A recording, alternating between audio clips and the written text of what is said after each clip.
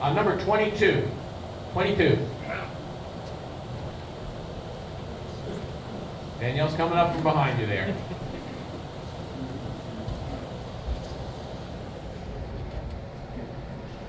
In December 2017, the Tax Cut and Jobs Act was enacted. At the time, the Congressional Budget Office estimated it would add an estimated $2.3 trillion to the national debt over 10 years. As a Freedom Caucus member, I understand you guys are adverse to that. While we're not yet 2 years into getting these results, the deficit seems to be growing faster than forecast. Is it unfair to say the economy is on a sugar high, paid for with government debt? Look, I'm going to agree with you. We're at $973 billion probably is a federal deficit this year. That's higher than it ought to be. But let's talk the realities about what happened to revenues after the Tax Cuts and Jobs Act. Revenues went up 4%. Tax collections went up 4%. The economy improved, incomes went up, more people employed, more people paying income taxes. The problem was spending went up 7%. Now, I don't need Common Core math to figure out that is not a winning scenario. Nobody in their household can sustain that. You can, and you're absolutely right. The CBO not only projects that we're at that now, but that we have deficits going out into the future because we can't come together and do the mature decision to say we either have to raise payroll taxes, and I'll get into Social Security and Medicare. We have to raise payroll taxes, or we have to cut spending somewhere. So, and I'll deal with Social Security and Medicare right up front. Look, the fact of the matter is Social Security is in fact a Ponzi scheme. I'm sorry, it is. You're having the people in this crowd who are under the age of, who are not retired are now paying for the people who are retired. The money that the people who retired, the money they paid into the system, that was spent a long time ago. This is the first year that our payroll taxes do not even cover our expenditures on Social Security. The first year. So now we're dipping into the trust fund. Trust fund runs out in 2035. And between now and 2035, we're paying approximately 20% of Social Security checks from the trust fund. When that trust fund runs out, we have to pay that 20% out of general revenue, or people get a 20% decrease in Social Security. In fact, if we don't change the law at all, automatically goes to a 20% decrease in 2035 because you don't have payroll taxes to support it. We have to deal with that. Last time they dealt with it in the 1980s, 30 years ago.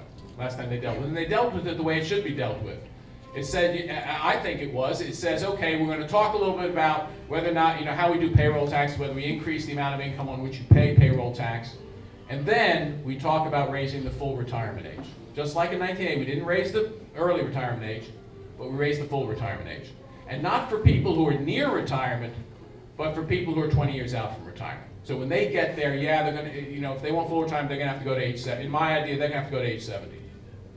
We're going to have to convert Medicare, not for people in Medicare, in retirement and near retirement, for people further down the line, from a defined benefit plan, which it is now. It's defined benefit. You have Medicare, the government will pay for any medical expense you have anywhere, anytime, to a defined benefit plan, which is the concept that we passed. It never made it through the Senate when we were in charge, was that for people, again, in their 30s and 40s, when they get to Medicare, we're going to create a system that looks like the Affordable Care Act exchanges, in that we're going to ask companies, just like federal employees have. I don't, because I would have to go to the Obamacare exchange by law, by the ACA law.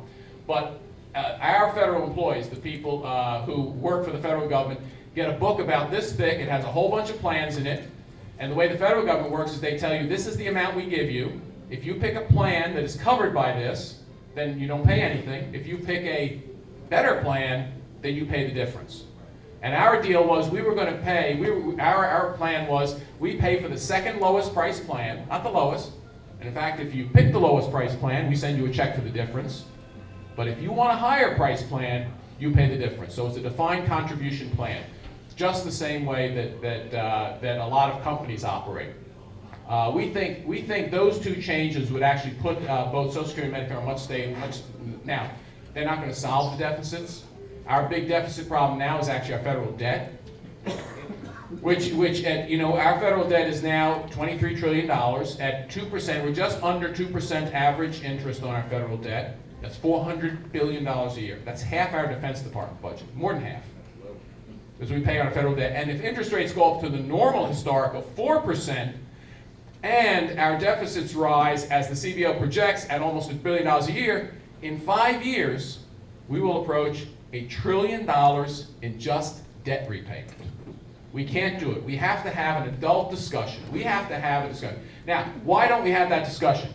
Because after tonight, someone's going to write a letter to the editor that says, you know what, Andy Harris just called for a Medicare cut, and they're going to show an ad of me pushing Granny over the cliff.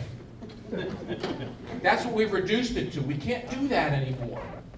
We have to deal with these issues. And we have to deal with them seriously, because you're absolutely right. These are very serious issues. So, you know, we're going to have a majority of people just go, you know what? I actually want to discuss this. I'm not going to, you know, call out the politician who says, oh yeah, you know, we got to discuss Medicare and Social Security. We just have to.